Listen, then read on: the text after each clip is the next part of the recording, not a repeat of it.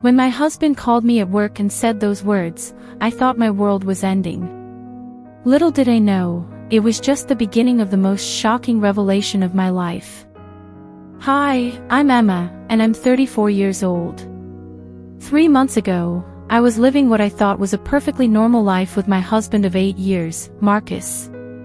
We had our little 2-bedroom apartment in Portland, our routine Sunday brunches, and what I believed was a solid marriage. I worked as a marketing coordinator for a small tech company, and Marcus was a freelance graphic designer who worked from home. That Tuesday afternoon in April, my phone rang while I was in the middle of reviewing campaign analytics. Marcus never called me at work unless it was urgent, so my heart immediately started racing. Emma, you need to sit down. His voice was shaky, almost breathless. What's wrong? Are you okay? I whispered, stepping into an empty conference room. My mom, she had a stroke last night. She's okay now, but she needs help. We have to move in with her. Pack your bags tonight, we're leaving tomorrow morning. I felt like someone had knocked the wind out of me. Marcus's mother, Patricia, lived in a small town 3 hours away. We visited her maybe twice a year, and honestly, she'd always been cold toward me. Not openly hostile, just distant. Like I was a temporary fixture in her son's life. Marcus, wait. Can't we just help her find a caregiver? Moving in seems. Emma, she's my mother. This isn't up for discussion. His tone was final, almost harsh. I already called your boss and explained the situation.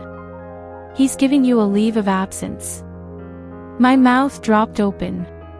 You called my boss. Without asking me.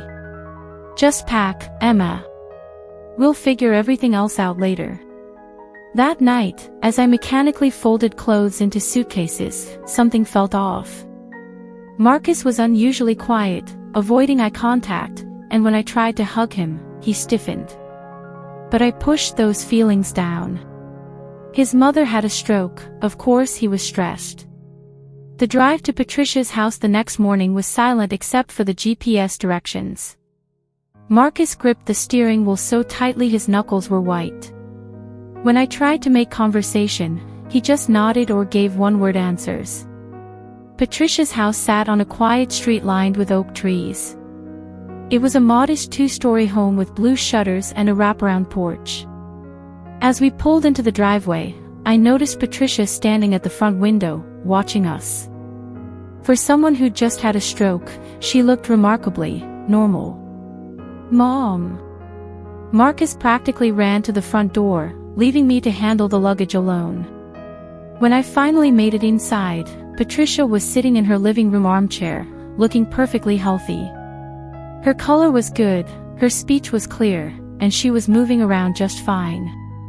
Hello, Emma, she said coolly, barely glancing in my direction. Patricia, I'm so sorry about your stroke. How are you feeling? I set down the suitcases and approached her. She exchanged a look with Marcus that I couldn't quite read. Oh, much better now that Marcus is here.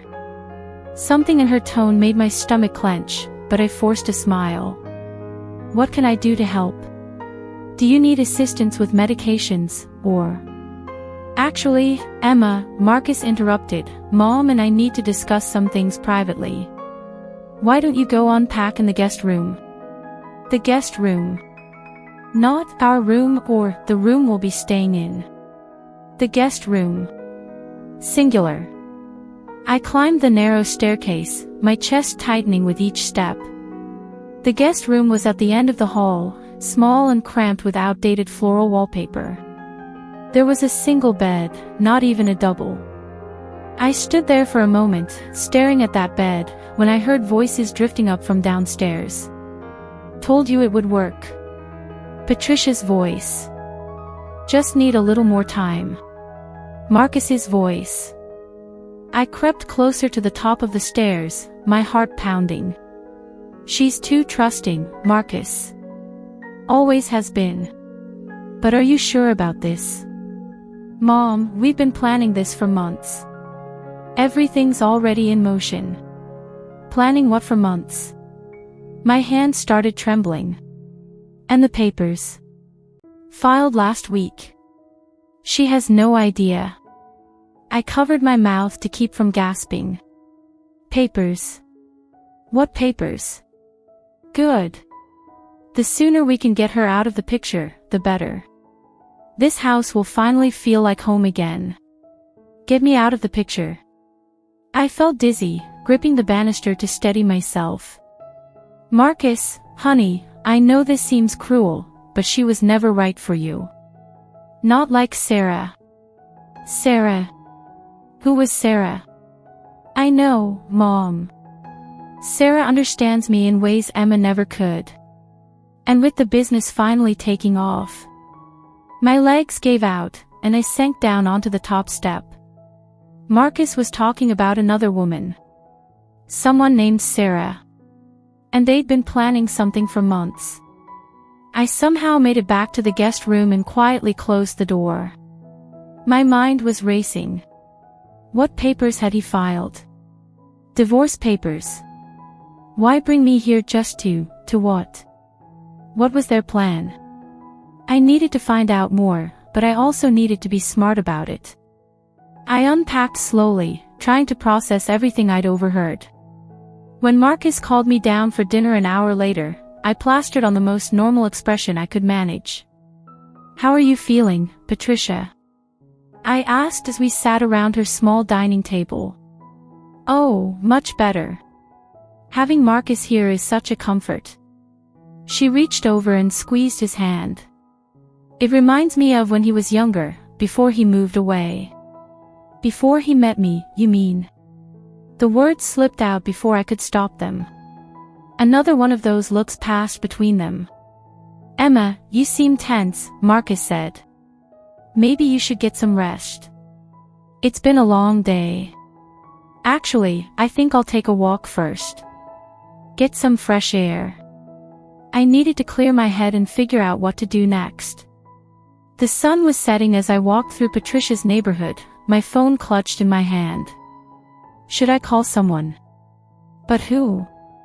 And tell them what? That I overheard a suspicious conversation. When I returned to the house an hour later, the living room was empty, but I could hear voices coming from the kitchen.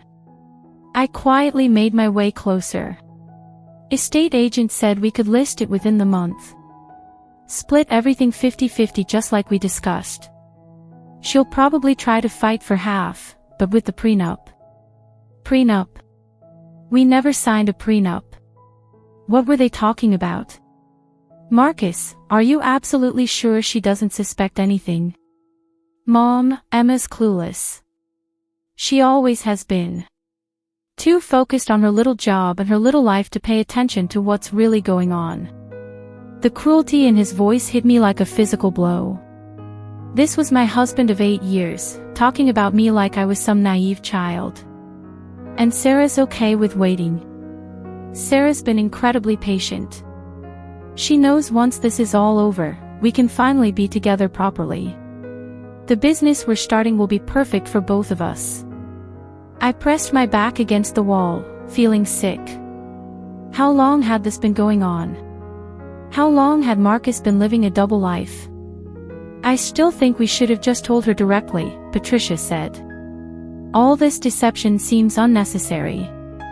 No, this way is better.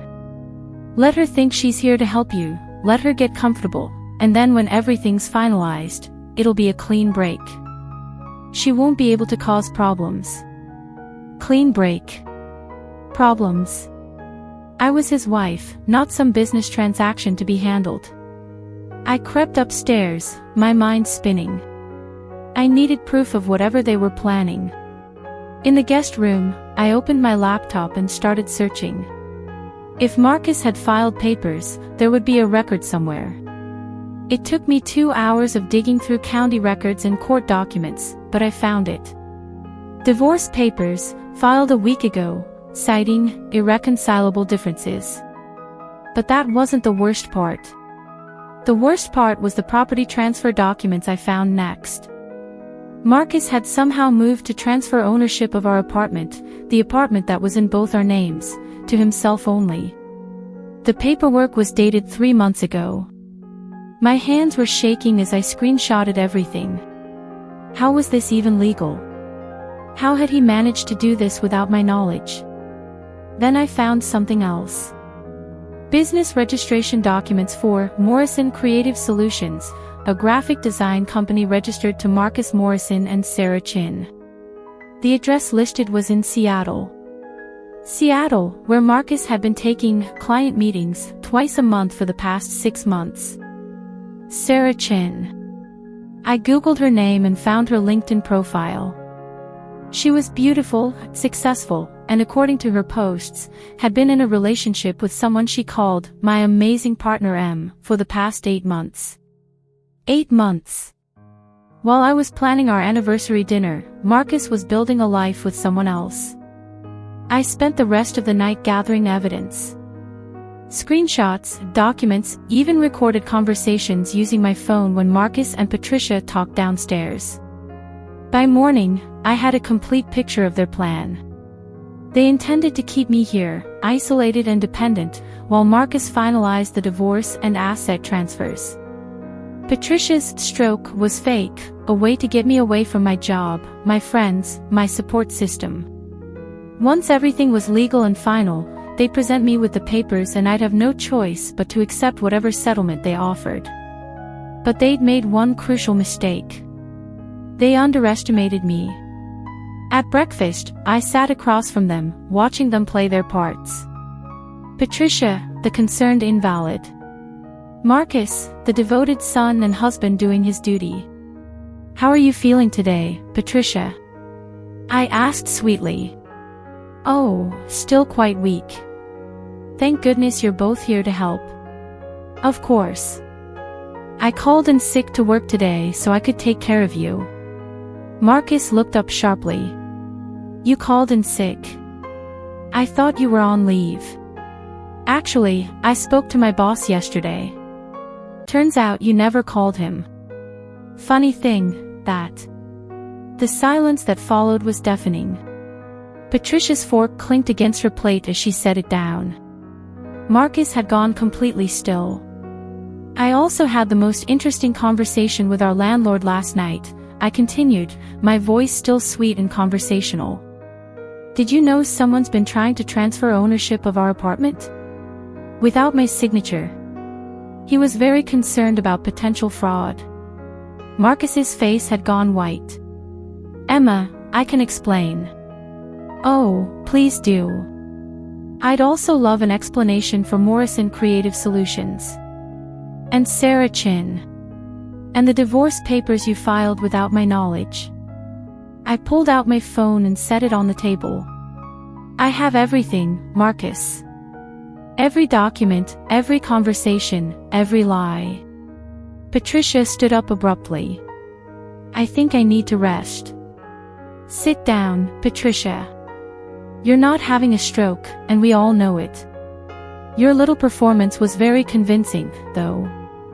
I especially liked the part where you two discussed getting me out of the picture." For a moment, nobody moved. Then Marcus tried a different approach. "Emma, you don't understand. Sarah and I, it just happened. I didn't mean for it to go this far, but..." "Stop." I held up my hand. "Just stop. 8 months, Marcus. 8 months you've been planning this elaborate scheme instead of just being honest with me. Did you really think I was so pathetic that I'd just quietly disappear? It's not like that. It's exactly like that. You and your mother cooked up this whole fake emergency to manipulate me into a position where I'd be isolated and powerless. Where I'd have no choice but to accept whatever scraps you decided to throw me." I stood up, gathering my phone and the printed documents I'd prepared. "But here's the thing you both forgot. I'm not the naive little girl you seem to think I am. I have a law degree I never used, remember? I know exactly what constitutes fraud, manipulation, and illegal asset transfer." Marcus had gone from white to green. What are you going to do? First, I'm calling a lawyer. A very good lawyer who specializes in this exact type of case. Then I'm calling the police to report the fraudulent property transfer. And then I'm going home to our apartment, yes, our apartment, where I'll be waiting for you to pack your things and get out. Emma, please. Oh, and Marcus. You might want to call Sarah and let her know that her business partner is about to be tied up in legal proceedings for quite a while.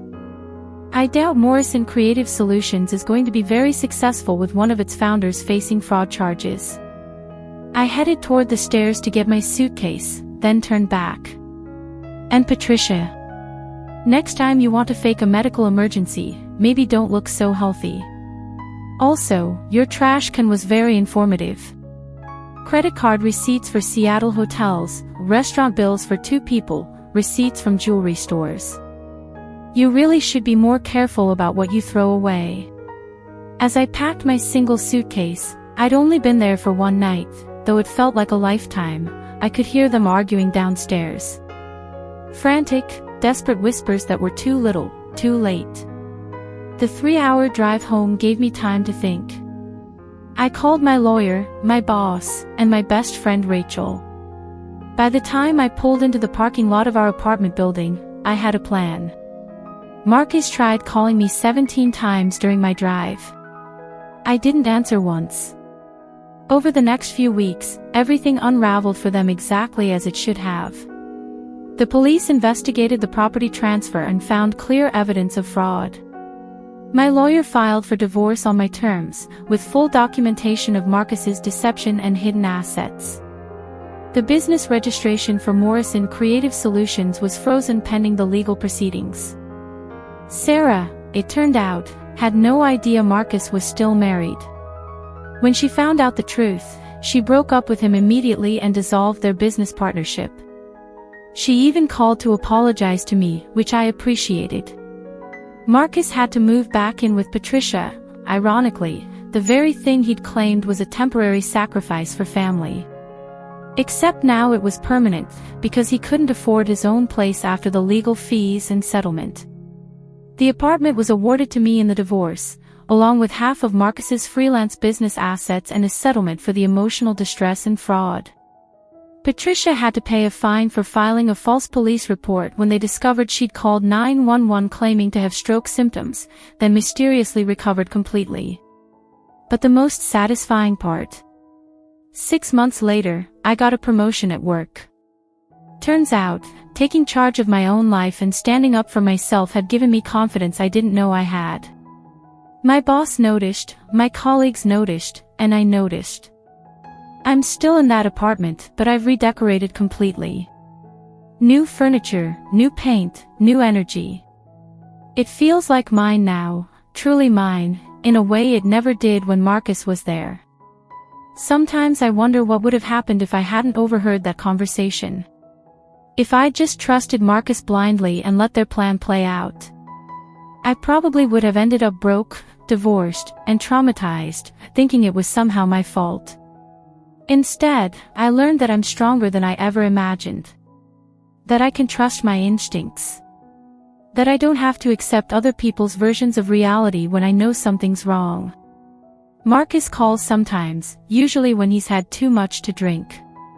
He apologizes, he begs, he promises things would be different. But I know better now. Someone who can lie to your face for 8 months, who can plan to destroy your life while you're making them dinner and asking about their day, that's not someone who changes. I'm dating again now. Nothing serious yet, but I'm open to it. The difference is, now I know what red flags look like. I know what respect feels like. I know what I deserve. And I know that sometimes, the worst thing that happens to you turns out to be the best thing that could have happened. Because it shows you who you really are when everything falls apart. That phone call that I thought was ending my world. It was actually the beginning of my real life. The life where I'm not just someone's wife or someone's victim or someone's mistake. I'm Emma, and I'm exactly who I'm supposed to be.